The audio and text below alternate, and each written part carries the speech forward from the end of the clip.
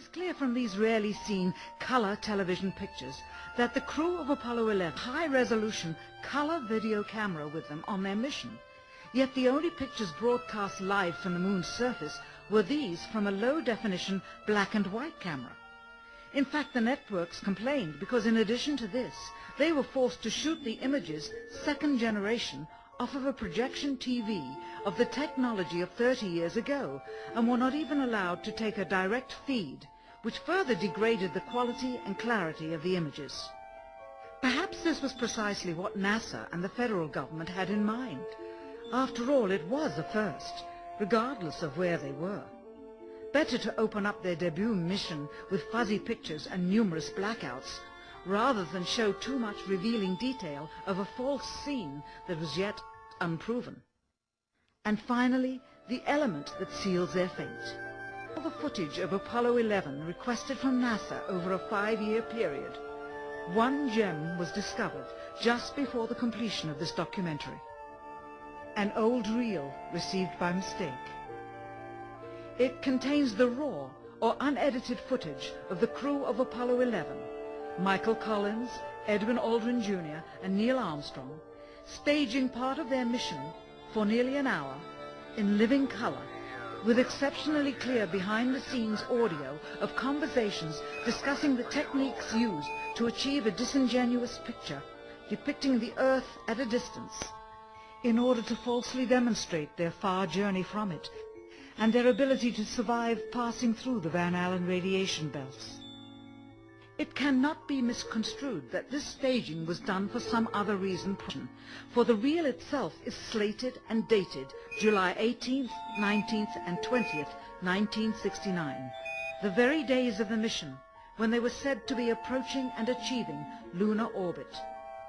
Furthermore, it is apparent they are in genuine zero gravity of the actual spacecraft, necessary to convince the mass media of their authenticity, just not any further than Earth orbit, as you will see. In this never-before-seen or heard footage, not only is the radio conversation between the astronauts and Houston Control audible, there is a secondary, private conversation taking place between the crew and a third confidential party, prompting the astronauts with what to say, when to speak, and how to effectively manipulate the camera to achieve the desired misleading effect. NASA claims that the Houston transmissions were the only ones taking place with the astronauts. Listen now as Houston Control initiates a conversation with the crew, only to find them too preoccupied with the behind-the-scenes trickery to respond. Moments pass, and the oversight is picked up on by the clandestine third party, who quickly prompts them with talk. Immediately, Neil Armstrong speaks. Hello, Apollo 11. Houston, Goldstone says that the TV looks great. Over.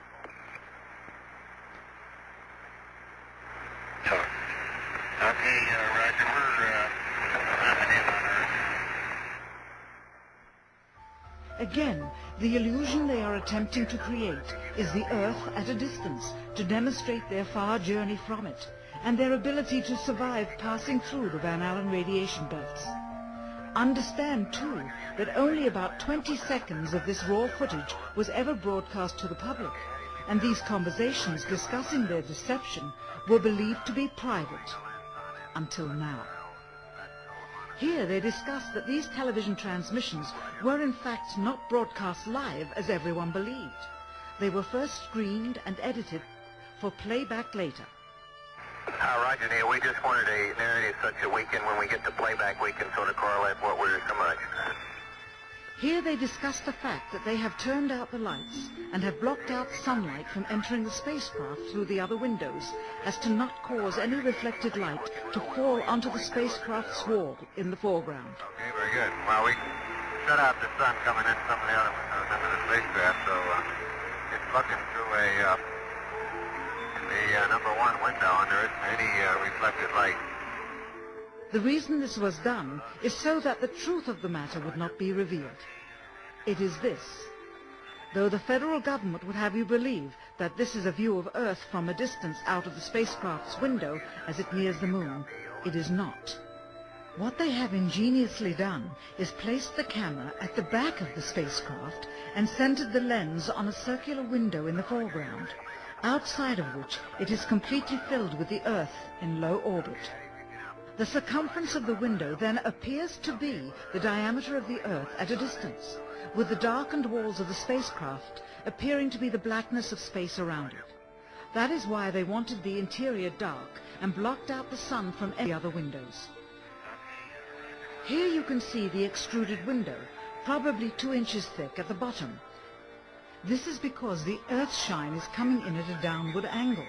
It also causes the Earth to appear to be an irregularly shaped circle, for you are seeing the outside of the window at the bottom and the inside of the window at the top, which together form 2 different sized halves of a circle.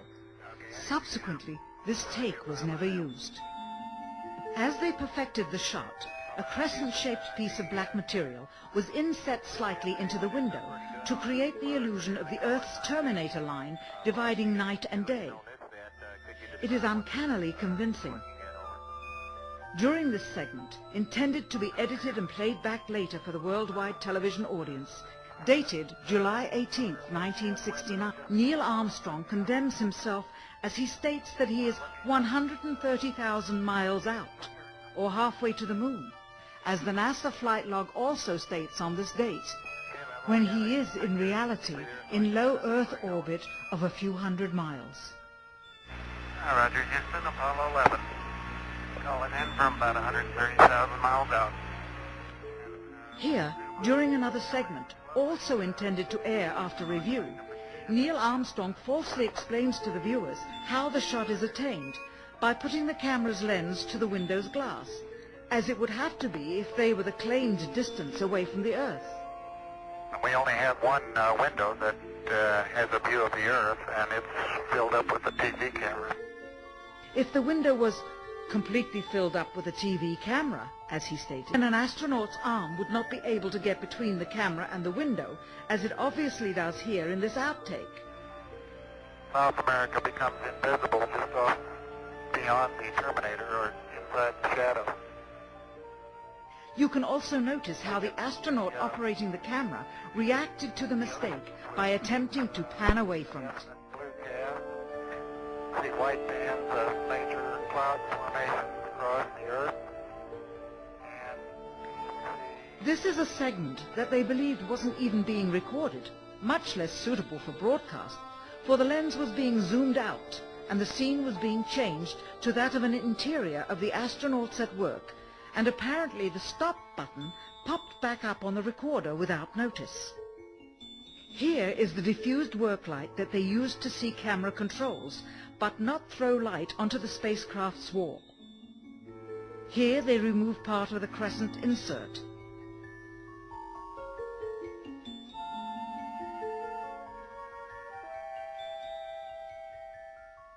Finally, the iris is opened up to see the real location of the camera and the very bright and near Earth out the window.